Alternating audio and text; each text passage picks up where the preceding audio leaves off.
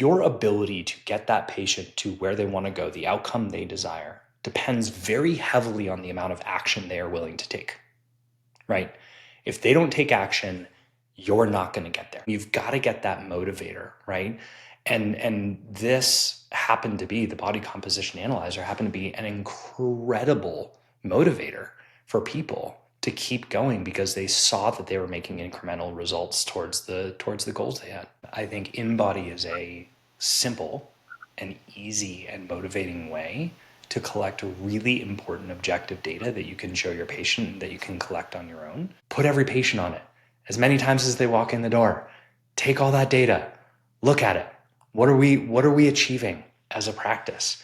And then be able to have those conversations with your prospects to show them like, we're a real deal. It's not just stories and anecdotes, which, by the way, stories sell and emotion sells. And it's really important, but you've got to have the objective evidence to back that up. And I think that was a secret to our success at our practice. We had so much objective evidence. Some of it was good and some of it was bad. We're like, hey, we didn't help this person, right? Because we weren't able to figure out what was going on. At least we'll be honest with you and vulnerable and transparent. But here are all the other peoples that we have helped, and your profile looks very similar to them.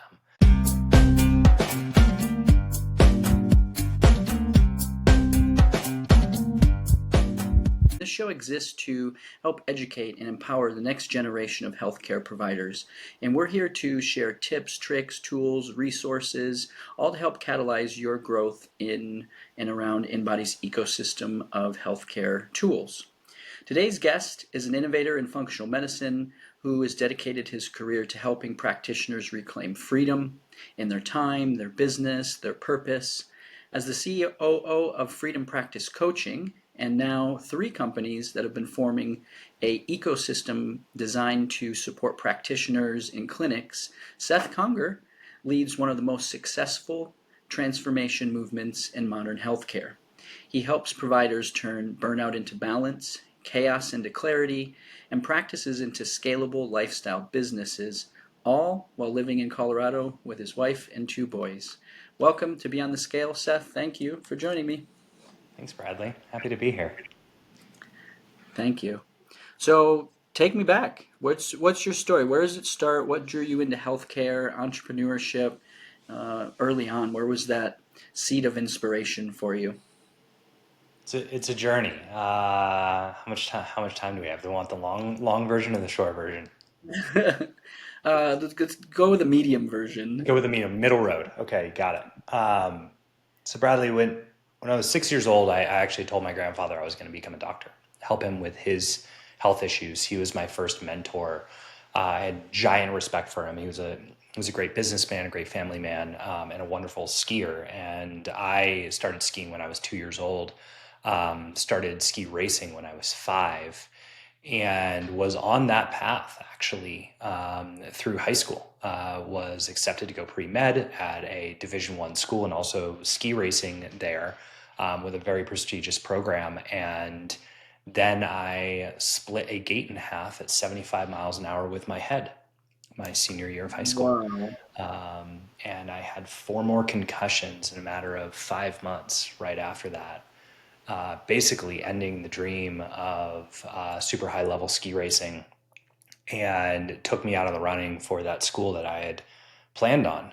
I got to school that, I ended up going to college, but I went with one of my safety schools and ended up really struggling. And it's because no one looked at head injuries back then. I mean, literally I was put back out.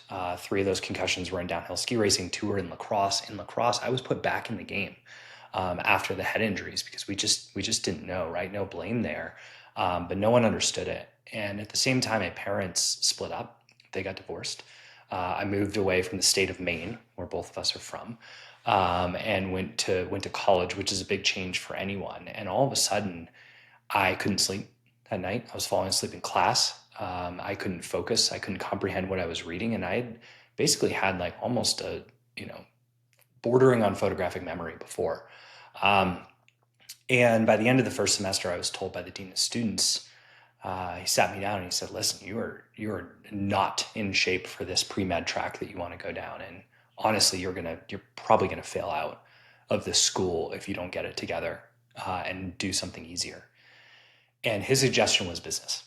And I took that suggestion and went with it and really struggled through college, struggled to find my way. I was really kind of like a book nerd and ski racing as a sport is quite internal. It's not exactly like you're a team jock. You are really solo in that mission. And so I had to learn how to be social. I had to learn how to get out of my shell. I had to really compensate for what this was. And I had a great career after college in sports marketing and event marketing, and did that for a decade. And then met my then girlfriend, now wife, Margaret, and her father in Charlotte was a functional medicine doctor, and actually one of the doctors, he was a former OBGYN. He kind of pioneered the hormone replacement therapy movement back in the 80s. And he had a clinic that was going on for 10 years, cash-based, BHRT style. And he's like, hey, you're in marketing.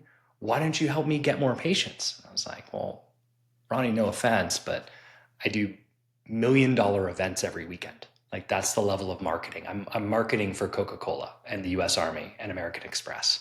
We spend $1 million every weekend. Like, that's your annual revenue. I don't even know what you do, right? And he said, well, why don't you come do this event with us? We're going to Vegas. We're going to this thing called A4M, and spend some time with us. And I was like, well, I want to impress them. I want to spend more time with this family. So we go to A4M, and I know how to do trade shows at this point. I've spent a decade doing them. And we get there, and I'm walking around this room, and I'm like, oh my God, all these people are transforming lives. I didn't know this whole area of medicine existed. And yes, I wanted to be a doctor when I was 6 years old and all the way up until, 17, but I didn't know people could actually heal. I didn't know health was a real thing. I just thought it was sick care, right? And now my eyes were open, and we are sitting in a bar, as you do at these events, on the last night. And my father-in-law turns to me and he said, my real passion is actually brain health. Hormones are affecting receptors in the brain. And so whenever we treat anybody with hormone replacement therapy, we're actually having an effect on their cognitive abilities, their thinking, their memory, and everything. His family, he had a history of Alzheimer's. And he said, if I can only find a way to functionally measure the brain, right? If I can just measure it and we can show people that functional change over time, then we've got something. Because I know I can already affect it, but without that proof, I don't have the objective proof to actually show these people, these patients, that they're going to get better. And we turned to the guys that were left, and they had A4M badges on, and we said, what are you doing? They were like, wow, we have this machine where we functionally measure the brain. I mean, you can't make this up, right? It was insane. And they literally had a briefcase with them. It was a quantitative electroencephalogram, QEG, in a little briefcase, and they showed it to us. And we literally wrote them a check for $25,000, like slid it across the bar, grabbed the case, walked out with it, got back to Charlotte. And my father-in-law's like, well, who's going to run this? I'm like, I'll be the guinea pig. So we put the cap on, we gel the whole thing up. We're doing a FaceTime with these guys. We have this whole thing, get my QEG, send it off to the neurologist. His name is Dr. David Hagedorn. He's a pretty prominent neurologist, especially in the functional space. And he calls me the next week and he goes, how many concussions have you had? This is the first things out of his mouth. I was like, none recently. And he goes, no. How many have you had in your past? I can see the signature in your brain map. I just broke down crying on the phone. Bradley, I had not told anyone. No one. Not even my, at that time, like, very serious girlfriend, soon to be wife. And he talked me through it. He said, listen, Seth, this is something we can work with this. You now have the image. You now know what's going on inside, and we can put together a protocol for you. And I can work with your father-in-law on the hormone side, on the supplement side, on the diet and the nutrition side. We can do neurofeedback. We can do other things. We can get you back. And in 6 months, we did another brain map. We also did cognitive, computerized cognitive testing. My processing speed went from the 23rd percentile to the 99th percentile in 6 months. We basically cleared up all of the damage, and I had my brain back. And I had not had my brain back since I was 17 years old. And so now because I had compensated for this, I had developed a whole new skill set in business, but also had my original brain back because it was being blocked. And I was like, okay, this is what I do for the rest of my life. And that's the story. It's like you have a superpower now with all the compensation that you did to work through that, and then you get the brain power back, and now you're Yeah. superhuman. So from there, what did you continue to do then with your career? How did that lead you to where you're at now with Freedom Practice Yeah. Coaching? So I was just, I was super passionate about that, but we didn't really know where I was going to fit, right? I had this background in operations and marketing. And so it's just so different when you're working with a multinational Fortune 500 company and then you step into a small business. And so it was like learning business again, right? I always find it very funny when consultants from big four groups and all of this are like, yeah, we understand business, and it's just so different, right? Business at a level with venture capital behind you or private equity or a Fortune 500 company with 5,000 employees or more is so completely different than a small cash-based practice in the medical space that has a handful of people, right? So it's kind of relearning that again of what techniques still work. What are the business sides? And I got really into neurofeedback. I ended up actually becoming a technician because we couldn't find one in Charlotte. We couldn't hire one. We wanted to, but we couldn't. So I went and actually got my certification of being a neurofeedback technician and was running the operations of the business, running the marketing of the business, and being a neurofeedback tech, which was really cool. And it got me a ton of experience working with patients, right? And then doing this thing that had these objective pre and post measurements and just becoming obsessed with this idea of showing patients objective results. We ended up a couple years into our effort getting an InBody, the body composition, and we would show that to people, and their pre and post was that, and we really started understanding like what are we doing here. In 2017, my father-in-law said, hey, I'd like to see us exit this at some point. And we knew that we didn't have the model for that. We had hired another doctor at that point, but he was still seeing patients 4 days a week. We were 100% referral pretty much, and everybody was coming to see him. And we knew that the practice was unsellable with him as the figurehead. And B, we were fee for service, right? So we were trading time for money. Didn't no matter how we cut it or what expertise we had or what amount we could charge, we were subjective to the amount of appointments on our schedule and how many of those actually showed up and how many of those people paid every time. So it's really challenging to adjust for that. And so we knew we had to look for a different model. We found Freedom Practice Coaching, a business coaching group who works specifically with practitioners in the functional, integrative, holistic, longevity, hormone replacement therapy, like you name it, that umbrella space, helping them transition from either insurance to cash or from fee for service cash over to programs and memberships, right? Different models that have a better return on the investment. And so we became a client and learned very quickly how to transfer our business from this fee-for-service model over to memberships first, so we could get that recurring revenue predictable coming in, and then programs, so we could actually design these like destination paths for our patients that were fully aligned between what they wanted and what we wanted, right? We knew they wanted to get to a certain health outcome. We knew we wanted to make a certain profit. You build a program around that, you give them everything they need. They don't have to swipe their credit card every single time. And there's an inherent alignment there that says we're in this together, right? We had one conversation about money and selling at the beginning. Now we don't have to talk about that anymore. Now we just talk about getting you better. And it was amazing. And with that, we just exploded. And we got into deep brain health programs. We started working with cognitive decline. We started working with former and current, actually, NFL players. We started doing studies around that. We participated with Dr. Dale Bredesen, who wrote The End of Alzheimer's, in his seminal paper with 100 cases of reversed cognitive decline, all because we had this model and all because we were tracking data, right? And it just turns out that that was not very common at that time. I still think that it's a rarity that practitioners are actually spending the time collecting objective data that they can not only show their patients to prove the outcome that they received, but also like amalgamate together and look at the patterns and look at the similarities and look at what you can do better as a clinic and what the practitioners can do better, and then potentially even report those findings. And we did that, and we were, I think, very fortunate to design the practice in a way over those couple of years where it was very attractive for a sale. So we were able to exit that practice in 2019, and then I joined Freedom Practice Coaching in 2021 and came on board as the COO to really take what the beautiful company that they had built, which was supporting all these practitioners. We were one of those clients, successful clients, supporting them. But how do we support them more? How do we handle more challenges, more problems that they're facing, and really build this supportive business infrastructure around these practitioners who are getting such incredible results, right? And don't need to be doing everything.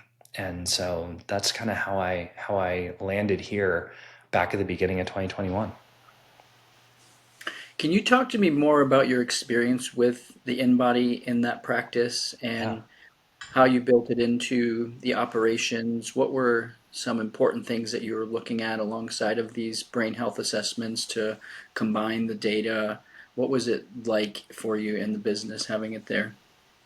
Yeah, so we purchased the body composition analyzer, and we already had a few gadgets in the practice, and we were consistently using them, and we were looking for a more holistic view of the patient, right? So we were looking at their brains, we were looking at their labs and their most important health markers, but we really had no way to truly understand like what was going on inside from a body composition standpoint. And we knew that we were not selling weight loss programs, but we understood the power of that as a motivator.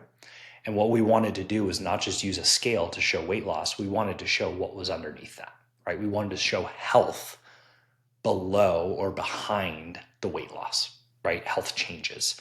And so when we were approached, it was a no brainer, right? We're like, oh, wait a second. We can actually see visceral fat.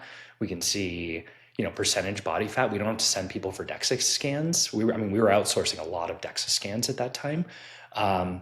Because we were really serious about this, and we're like, and people can come in as many times as we want, so we can build these into our program. We can have a checkpoint every month, which brings them back into the practice. They get to do this thing, they get to see their progress, they get a printout immediately, and then we track this over time, and then we can start comparing like what's going on with their body composition to their brain function to their labs, and all of a sudden we have this like beautiful picture of the whole body, of what's actually going on in the physiology. And it was great. So for us it was just kind of like in this progression of really data driven insights that were attractive to the patient but meaningful to the providers, that could also kind of dictate and move our treatment plans in a certain direction based on what we were seeing, while also giving that reward, right, which is so important. And it's kind of tough with other things, right? Certain labs move in the direction that you want them to. Some of them take longer, some of them take time. Brain maps, like QEEGs of the brain, can be all over the place, right? Like they can look worse the second time you do it, even though the patient feels better. And I think the body composition analyzer was just such a precise measurement where we knew if this person's feeling better, it's going to show us that they are better. And that is a inherent motivator for them to keep going, right? And when you're in these programs, right, these cash-based programs, functional medicine, integrative medicine, holistic, whatever it is, your ability to get that patient to where they want to go, the outcome they desire, depends very heavily on the amount of action they are willing to take, right? If they don't take action, you're not going to get there. It doesn't matter how many drugs you throw at them. It doesn't matter how many biohacking red lights and things and like, wires we put on their head, we're not going to get them there unless they are participating in this program. So the model's helpful because you're bundling everything together and they're bought in from a financial standpoint, but even that wears off at a certain point. And you've got to get that motivator, right? And this happened to be, the body composition analyzer happened to be an incredible motivator for people to keep going because they saw that they were making incremental results towards the goals they had. There's definitely a intrinsic process that happens internally when somebody does an InBody test and they see their results, and then naturally I think people feel more motivated or inspired to take action or make better choices along the way, especially if they know they're going to come back and they're going to compare that data to something, a previous version of themselves, and we're going to see, what have we done and how has that changed. And it's not always positive changes, but over time we can see those, and we can, as a provider, we can build trust, we can engage and educate the patient around all this information. And I love how you've tied it together with the brain scans, with the lab results, because I think in medical practices that's so important to look at these values alongside of one another. And I think in some ways the InBody, a lot of this data correlates to other metrics that we might be seeing. So if we're seeing positive changes on the body composition end, we might think that we're trending in the right direction on some of these other things, and we can keep the patient motivated to continue working toward a goal that we've set for them. Yeah, exactly. And it's really, it still almost saddens me a little bit looking at the landscape of cash pay medicine, of the lack of data collection. I think InBody is a simple and easy and motivating way to collect really important objective data that you can show your patient, that you can collect on your own. Some of the other things are a little bit harder, right? We understand labs. I mean, our clients at Freedom Practice Coaching are kind of taught to bundle a couple sets of labs in. So you get pre and post results, which makes sense. Let's see this. Let's see the objective change in the blood, in the stool, in these different markers. But I understand when practitioners are dealing with, say, a fee-for-service type of model, it's really hard to convince that patient to go spend another $300 for another set of labs at the end if they're already feeling great. And they're like, I don't really need to see what my labs say. But when you have something like InBody, there's not an additional financial disincentive for the patient to get that, right? It's a one-time thing, and then you don't have a disadvantage as well as a practice. So you can run this thing again and give the people that objective evidence that's so important. And I believe I've been kind of preaching this for a few years, and I'll try not to get too far on my soapbox right now, but our area of medicine is getting very popular. There is big companies looking at it. There are big companies looking to get into it. We have celebrities starting companies around health. We've seen more pop up in the last year than we have in the last 5, maybe 10 years. A lot of this has to do with the advent of AI and a lot easier operations behind the scenes. But these companies are coming out and they're marketing machines, right? And you may have the best results in the world, and that's great. But if they're only anecdotes, you're not going to win the marketing game against Function Health or against Roe or against Hims and Hers or against these companies who have hundreds of millions of dollars behind them and can literally take a loss on every single customer that they bring in because that's their model. They're just trying to gain members, right? You're not going to win that game. But if you have objective evidence that shows that you have real results in your clinic, the customer is going to say, yeah, I'm going to go with you, right? Because these companies don't have objective results yet. None of them, right? They're selling the idea of looking at your system, or they're selling the idea of hopes and dreams of what you could possibly achieve. But none of them are showing 86% of our patients achieve the goal that they set out to at the beginning, right? They don't show that 54% of our patients lost 3% body fat, within 3 months of participating in our program. And there's such an opportunity for practitioners. Very simply, like, again, get an InBody body composition analyzer, put every patient on it as many times as they walk in the door. Take all that data, look at it. What are we achieving as a practice? And then be able to have those conversations with your prospects to show them, like, we're a real deal. It's not just stories and anecdotes, which, by the way, stories sell and emotion sells. And it's really important, but you've got to have the objective evidence to back that up. And I think that was a secret to our success at our practice. We had so much objective evidence.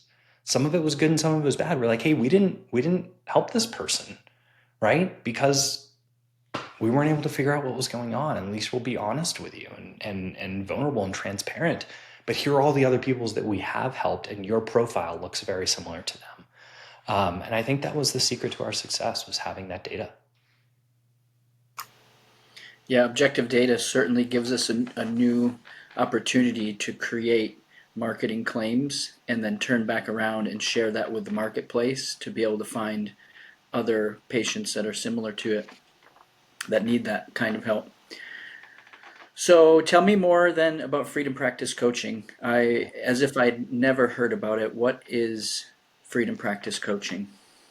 Yeah, so Freedom Practice Coaching is a business coaching and consulting group focused very specifically on cash pay medicine, primarily functional, integrative, holistic medicine. We work with MDs, DOs, we work with PAs and NPs, we work with naturopathic doctors, chiropractors, even dietitians and nutritionists. Anybody who has decided that they want to practice on their own terms, but they don't understand the business side and they're looking for help to either build that business or grow that business, right? We work with brand new businesses. We work with startups who've just kind of been like figuring out their way for a few years. And we work with growth and scaling companies as well. And we have a large group of coaches that work directly with these clinics on a one-to-one basis, on a group basis, in group workshops. We do multiple events per year. It is extremely high touch and hands-on, and we help individuals with everything from creating your offer in the first place and making sure that offer is actually profitable, right? Like, if you get your patient to the outcome they want, let's make sure you get the outcome you want, right? I see so many practitioners actually getting people really healthy and then realizing they're in the red at the end of that. And we don't want that. You can't help more people if you do that, right? So we work on how to create that offer in the first place. We work on how to pre-educate for that offer to show your prospects that you're different. We work on the top line marketing. How do we get that message out so you can drive leads into your business? We work on the back end operations, right? How do you fulfill and deliver on the promises that you're going to make? How do we think about capacity for your practitioners? How do we think about staffing? Who you should hire? When you should hire? How do you manage those people? What technology do you need? How do you integrate that together? All of those things, right? There's always different challenges as you move up that ladder of business. And we really have expertise across the board in this space. We don't work with e-commerce businesses. We don't work with we don't work with technology companies. We have a technology company, but we don't work with them, right? We work specifically with practitioners who want to have a clinic, right? And that's really important. It can be virtual, it can be brick and mortar, it can be hybrid, but we work with practitioners who have a clinic, who want to grow and want to, stabilize their business and want to create a level of freedom for themselves without without compromising on the care that they're able to give to their patients or their own morals. And so, Bradley, we really try to optimize for what we call multidimensional profit, which is your time, it's your money, and it's your outcomes of your patients, right? And a lot of times people feel like they can only choose one of those. Like, I can make money, but it's got to be in a sleazy way that I'm not really getting outcomes. Or I can make money, but only at the expense of working 80 hours a week. And what our practitioners realize is it's actually that underlying model that dictates your ability to scale and where you're going to end up at the day that you've called success, right? And some people don't plan for that accordingly. and they end up in a place where they're making more money, but they're working their tail off and wearing 100 different hats. Or they're getting really good outcomes, but not bringing anything home and wondering why they're doing this. And, all of our practitioners who make it through our program have found out that you don't actually have to trade those things. You can really have your cake and eat it too, as long as you're pretty specific about what that is and follow a strategic plan that we help you lay out and take action on that. And so that's really what we do at FPC. You talked about time, you talked about money, and the business is called Freedom Practice Coaching. And I think time and money are things that earn us that freedom. Yeah. Can you talk to me about the mindset shifts that happen from somebody that comes in that you've seen the transformation, and what kind of shifts are happening in people's minds? Maybe where do they start? What kind of challenge is there? And then how does that change? Yeah. So, practitioner founders start in different places. And so I'll kind of break those down a little bit. But I think the overarching similarity is that it's very, very rare to have somebody come to us who has a business background. These are expert practitioners who have honed their craft for years and years and years, and sometimes decades, and are amazing clinicians, but no one taught them business in school. It wasn't part of medical school. Why would it be? You're supposed to get a job with a hospital system, and there's a whole administration that handles all that stuff. Like, why would you ever need to talk to somebody about money? Why would you ever need to talk to somebody about insurance? Right? It's just you be the doctor or the practitioner, and the administration will handle the rest. And so there's a lack of understanding of the fundamental nature of how to build, grow, and sustain and build a business. And that's most of whom is approaching us, even if they've had a business for 10 years. A lot of people get very lucky because of their background, their name, their reputation, that they all of a sudden get tons of customers, and then they get referrals. And that's amazing until they get to this point where they say, I want more, right? So I'm going to start marketing for people, or I want to exit. So I'm going to do that. And then they realize, well, wait a second, there's some fundamental things that I skipped in this business that I've got to learn. So I think that's kind of an overarching similarity that we see across the board, is that there's just a lack of fundamental understanding. It's fairly rare for us to see somebody who knows how to read their own financial statements. They don't know how to read a P&L and a balance sheet and a cash flow statement. They're poorly maintained, right? And that's the lifeblood of your business. Like, you have to understand your finances and understand them very, very well if you're going to be a business owner. You need to know how to hire. You need to know how to manage. You need to know how to strategically plan, right? These are fundamental things in business that most practitioners skip, because it's a field of dreams approach. If I build it, they will come. And I think that's probably the most pervasive. Outside of that, for those who are successful already and come to us, and want to shift something, right? Maybe they want to shift their business model. Maybe they want to get more time. Maybe they want to get more money. There is this underlying belief that, and it is so interesting because in so many other areas, we understand that what got you here won't get you there. But in so many of our clients, they believe what got me here, I just need to do more of. And if I just do more of this, it'll get me to that place that I want to go. And there's multiple different phases of growth for businesses. We call them startup, growth, and scale phases. And what made you successful in startup is the exact thing that's going to hold you back in growth. And what made you successful in growth is the exact same thing that's going to hold you back when you're trying to scale or get to an exit. And it's counterintuitive, but that's typically what we see. They're like, yeah, I just need more appointments. And you probably don't. You don't need more appointments. You need to hire somebody and build a different business model that has more predictable cash flow to get to the next stage, right? I just need more referrals. Referrals are not linear. They don't work like that. At a certain point, they start petering off. So it doesn't matter how many more patients you have, your referrals are going to drop. And it doesn't say anything about you or the quality of your care. It's just something that happens and we don't know why. You have to learn paid marketing, right? And how do I even vet a marketing company? They're good at marketing. They're going to market to me.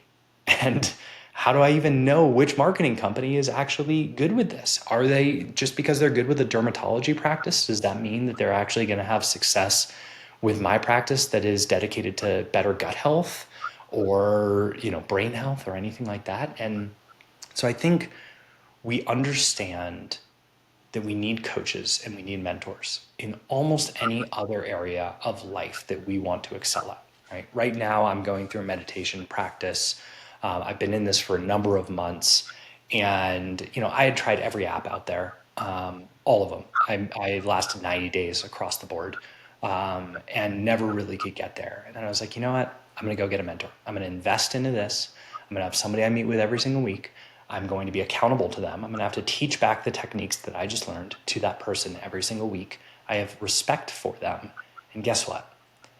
I've stuck with it better than I've ever been. It's having real impact on me. And I'm like, oh, that's right. That's how we learn things. We invest in mentors who have been there and done that we respect, that we know that if we do the work, we're going to get the outcome that we achieve or we want to achieve, right? And that's what we do all day, every day, right? And I think a lot of practitioners forget that. They forget that they wouldn't be a doctor if they didn't go through med school. And for some reason, they think I can be a business owner without having any business education whatsoever. And it just doesn't work like that for 98% of the people out there. Talk to me about the different stages of the businesses and the measurements of success that are important of those. I heard you say that they change as we evolve. What you're doing won't necessarily make you successful at the next stage. Talk to me about that progression for a business owner from starting out to Yeah. growing and scaling. So, brand new business, the number one thing you're trying to do is figure out what we call product market fit, right? So, product market fit is I have a product or a service that I believe I can deliver a good outcome on, and I'm going to see if the market wants to buy that from me, right? And you figure out the price point and you figure out how people will buy it from you. And once you get a reliable source of customers buying that product or service from you at a certain price point, you've found it, right? You found product market fit. It's time to scale that. That's great. But it was a lot of ideas that got you to that point, right? You came up with ideas and you shifted and you turned and you pivoted and you were nimble and you were a startup and it was great. And you wore all the hats and like, that's what you did. And that's what got you to that point of success. From there, it's about acquiring patients. Can I reliably acquire patients to bring in revenue? And right now, you're just kind of thinking about bringing revenue in the business, right? Top line revenue, that's what I'm thinking about. How do I bring that in? Because at the end of the day, it's pretty much just you, maybe you and your spouse, maybe one or two team members. You don't have a whole lot of overhead. So you're really just thinking about like, how much money can I bring in on a monthly basis? And can I stay ahead of my expenses? And that's startup world, right? And what people do as a mistake is once they find product market fit, what you should do is scale that and start pulling yourself out of it, pulling yourself out of the main driver's seat of that. But what people typically do is say, I've got this, and the way I got this was coming up with new ideas. So I'm going to come up with more ideas, and I'm just going to keep creating ideas, and then you make a really complex business out of something that's very small. Complexity breeds, now I need more people. Those people don't just learn one thing, they've got to learn 5 different things, right? So now I have a lot of generalists who wear a bunch of different hats and we're all over the place and we wonder why this is not working. Because you as a founder love to come up with ideas, and instead of just paying attention to the one thing that works, you now create a bunch of other things that may or may not work. And if they do work, they just create complexity, right? And so this is the typical, before you've dialed in your profit and dialed in your business model, you go get a second location, right? Or you add another business line, or you buy a very, very expensive laser and try to monetize it, right? You don't lean into, how am I going to do more with this? We call that area startup, right? Finding product market fit, reliable customer acquisition. When we get into the growth mode, we're now starting to think about profitability, right? Not just revenue, but profit, because your business has become more complex. You're trying to scale these things. And now you really have to think about the bottom line. You always kind of did, but like all the money was coming to you anyway. Now you start the month knowing money's going out the door, right? And probably a significant amount of it. So you really have to have a model, a business model that is more predictable at this point.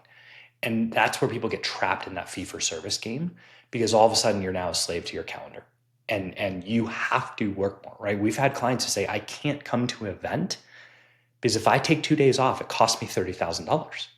Like I literally can't go, like if I take a vacation, that vacation will cost me $90,000 plus the cost of the vacation because I'm not in clinic delivering on this fee for service model, right? So that's got to switch at this point. We need a better model that's a little bit more predictable where you're not just trading time for money. And in the growth mode, you're also starting to think about how do I hire specialists, not generalists? Before, what made you successful was hiring people who were fairly inexpensive, who wore multiple hats and took action, and that was great. Having 20 of those is a complete chaotic disaster. So at this point, you need to start hiring specialists who have been there and done that. They've done the thing that you want to do, and they're better than you at it. And this includes, in many cases, being a practitioner. If you want to hire a second practitioner, don't hire somebody that you have to train for the next 3 years to be your, apprentice. That's a way to kind of save money. It's also a way to stall your growth. You save up until you can hire somebody who can immediately start seeing patients and take that load off of you so that you can grow the business in more valuable areas, right? So now at growth, we're really thinking about profit, right? And we're measuring everything against that. And we're also looking at hiring specialists who've been there and done that, right? I'm not just going to hire a salesperson because they're cute and they're good at talking to people. I'm going to hire a salesperson who can show me I was at a practice just like this one, and here are my results. This is what I was able to do, right?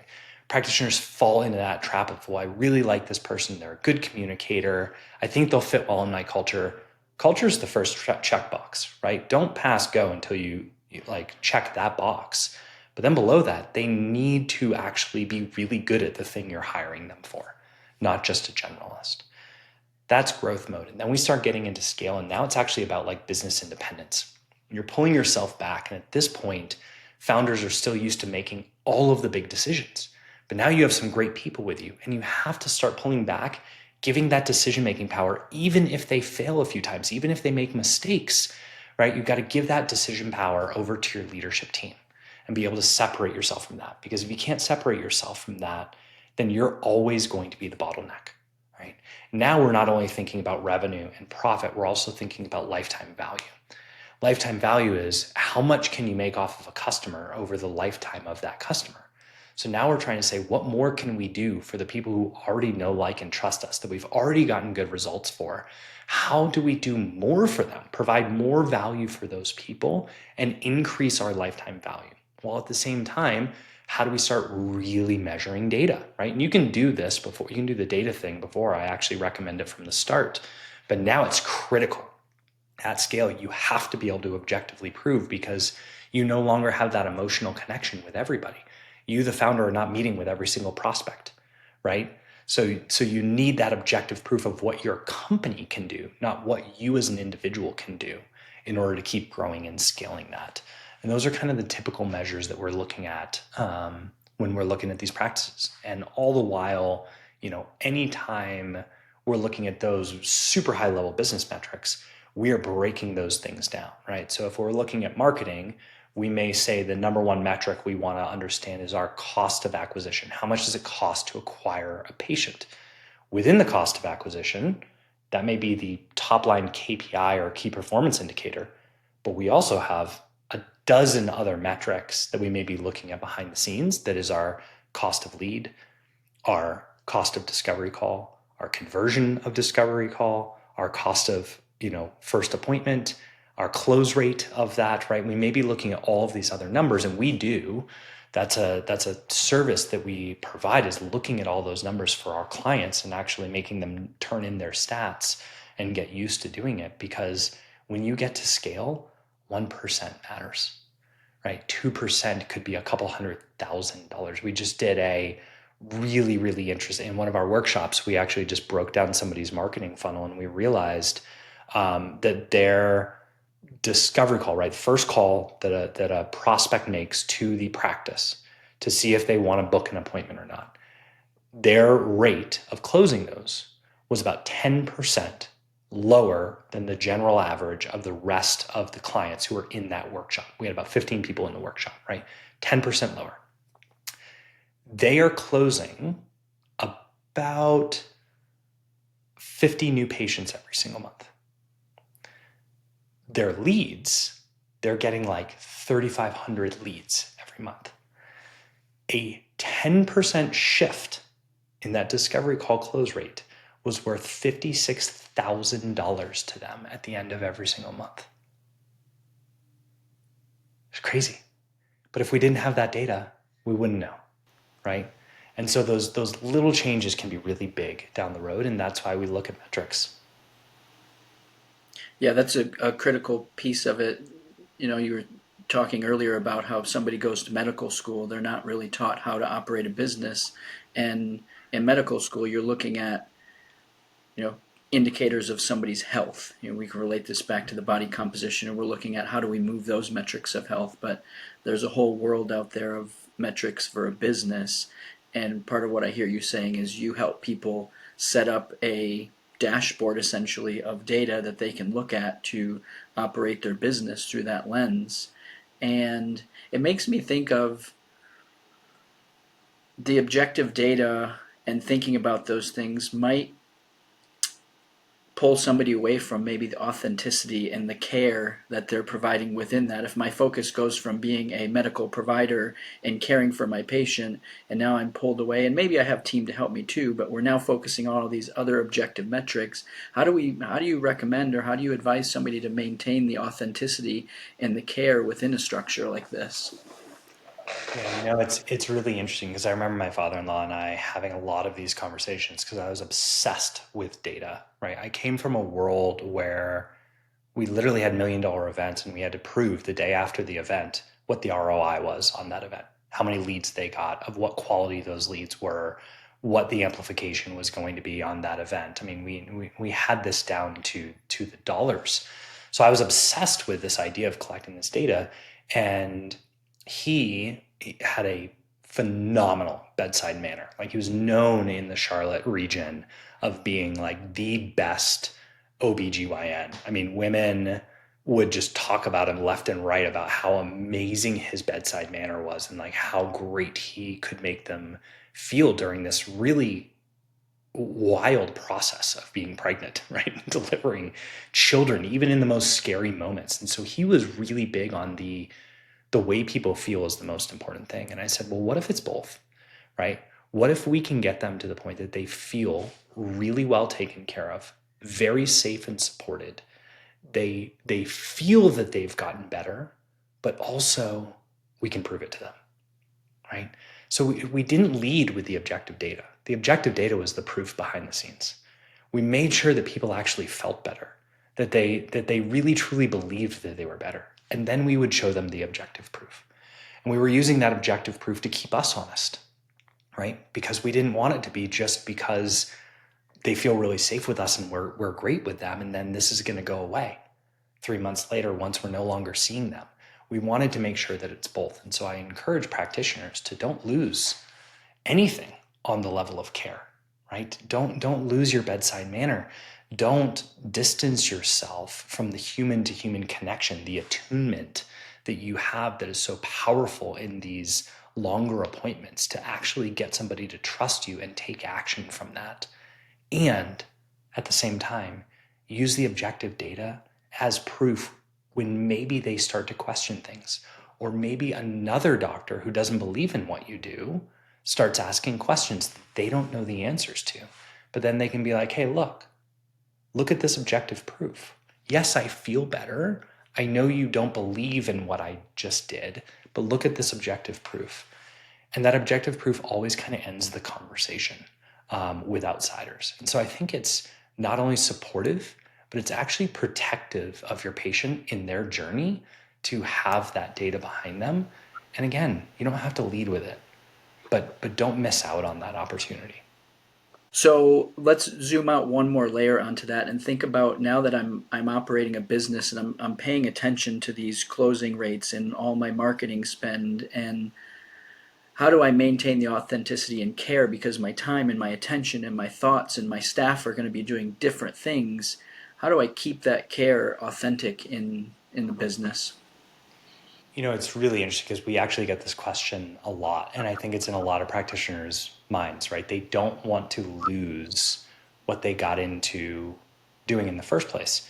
And by the way, they probably left their hospital job or their health system job to open up a practice because they wanted to practice on their own level, right? They wanted to do things their own way and say they want, in many cases, they want to do the care. And what I like to share with practitioners is that actually, how well your business is running is directly correlative to how many lives you can change. And the reason is not just for scale, it actually has to do with focus. If you're running a practice and you don't understand business fundamentals, and now you're worrying about your finances because you don't have a clear understanding of where they are and what they mean, you're not present in the room with the patient. You're thinking about finances. You're thinking about the fire that's happening behind the closed door with the administrative assistant who's working at your front desk, who's answering the phone wrongs because they've never were trained, because you didn't have appropriate onboarding, because you never answered the phones. And so how do you know how to set that up, right? You're wondering where the next patient is coming from. Like, this is great that I have somebody in front of me, but like, what about the next person? What if this person says no? How do I even know if they're going to say yes or no? Because I haven't gone through an actual process. I'm just sitting in front of them seeing if they want to work with me. Do I even know if I've priced my things correctly, right? And these are subconscious things that every business owner is constantly going through. And eventually they turn to very conscious things. And they're actually in the front of the brain in every interaction, and they pull you out of presence with your patient. So the best thing you can do for your business and for your patients is actually have a fundamental understanding of your business, actually have a really good grasp on the stability of your business, and know that where you're putting your time and focus is the best place for your time and focus. And then you can be present with your patients again at a level that you always have wanted to be. And I just hear this quite often, right? Practitioners like, man, I started my own business so I could spend more time with my patients. And now I'm spending less time with my patients because I'm doing all of this other stuff. You're doing all of this other stuff because you haven't hired the right people to do that, because you didn't know how to hire the right people. Or maybe you hired some people and they didn't work out because you didn't know how to manage or train them, right? And so now you're back into it. And all the time I hear, I just wish I could go back to the way things were when it was really simple, when it was me or me and my spouse, and we were only seeing a few people a day and we weren't making that much money, but we didn't have all these headaches. And then I look at our top providers, right? We've got 30 of them in our group called Legacy, and we take them on these amazing trips every year. We're taking them next year to Mexico and Portugal. And I sit in that room and I'm like, are any of you having this problem with presence? And do you really wish that you went back to where things were simpler and smaller? And they're like, no, things are things are pretty great. Things are pretty great here because I get to use my time as I want. And maybe I want to see patients 5 days a week and let somebody else run the business. Great, you have that choice and that flexibility. Maybe I want to see patients 2 days a week and take 2 days off and work on the business for a whole day. Great. Maybe I only want to see a different type of patients that really keeps me jazzed right now. I'm very into longevity and I want to focus on longevity, and I only want to work with people who are willing to pay a bunch of money to work with me while the rest of the business runs itself, because I've built these fundamentals and I've trained my team and I've gotten them to that point. And I know my numbers and I know the metrics and I can predict what's going to happen in the future. And I have the luxury, right? The fortune of being able to do that. And so I think really, Bradley, like that's where it is. And this doesn't happen overnight, right? You have to start somewhere. Just like your medical training didn't happen overnight, just like your personal fitness didn't happen overnight, any hobby that you pick up. But if you're a business owner listening to this, you already made the commitment to owning a business. And if you skip the step of learning how to be a business owner and the fundamentals of business and how to run that and do all the things, then you owe it to yourself, you owe it to your staff, you owe it to your patients to really get a good understanding of how to maximize your business and apply it to your life to get you what you always wanted. How do you meet new practices where they're at Freedom Practice Coaching when you meet a new provider?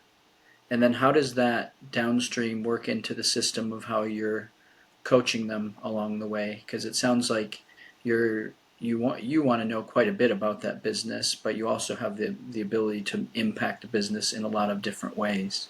Yeah. So it's pretty easy with a new business, branding business, right? Because they tell us on the phone, I don't yet have a business, but I'm looking to start it out the right way. Can you help us?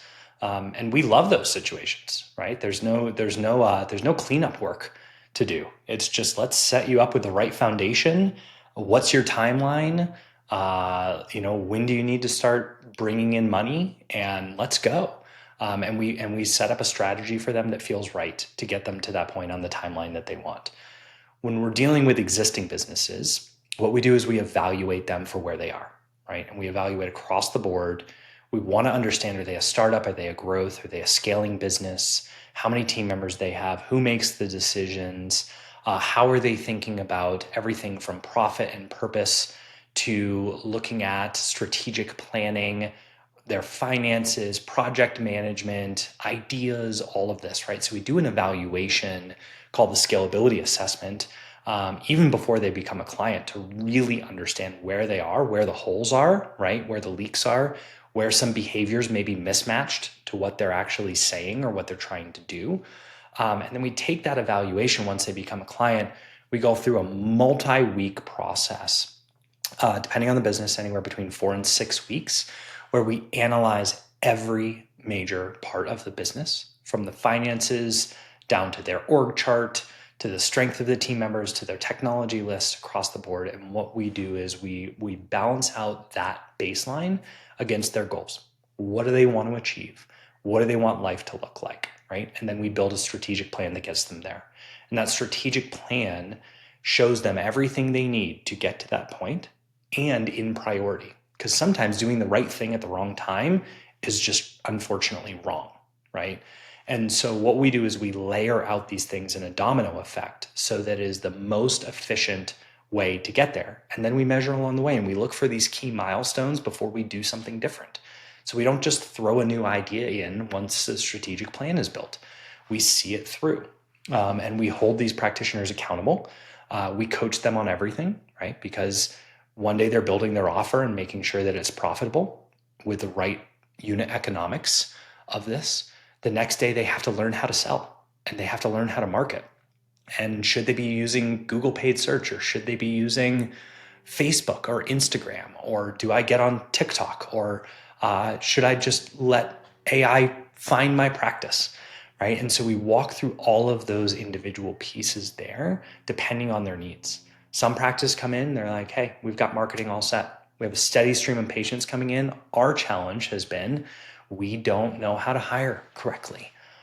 We need to make an elevated hire, and we don't know how to hire a director of operations. We don't know how to hire a practice manager. Can you help us with that? Others need help with conversion. Others are preparing for sale, right? So we understand where they are, really where they want to go, and then we build that strategic roadmap for every single practice. And then the coaching begins, and the consulting and the events and the groups, and every bit of it is intentionally placed to give that practice and that client some additional help, right? Even at our top level, we worked with the practice managers directly. So it's not just coaching the founders, right? We coach their entire team. So we have a special group for the practice managers where we're helping them become better leaders and help them grow and scale themselves. We're working with the front desk individuals who are answering the phones, and we're asking them to send their calls in. Send us your call. We will analyze it for you. We'll tell you what you're doing right and what you're doing wrong. And then we're going to measure that, right? And we're doing that across the board, across all these clinics, to really understand and meet them where they are and help them get to whatever their goals are in the most efficient and effective way. Is that scalability assessment something anybody can do? Yeah, so actually, Bradley, we have a version of that we'll give to the listeners here, that I think is going to be really really helpful. We've taken some time to, we understand the demographic of the InBody users, so we wanted to curate some of those questions specifically to those users. And what you'll see, and we'll drop this link in the show notes if you would. But this is a pretty comprehensive look at your business, right? We have built this and designed this assessment from working with over 1,000 practices of all different shapes and sizes and types. And so we really understand where people are and where that behavior mismatch may be.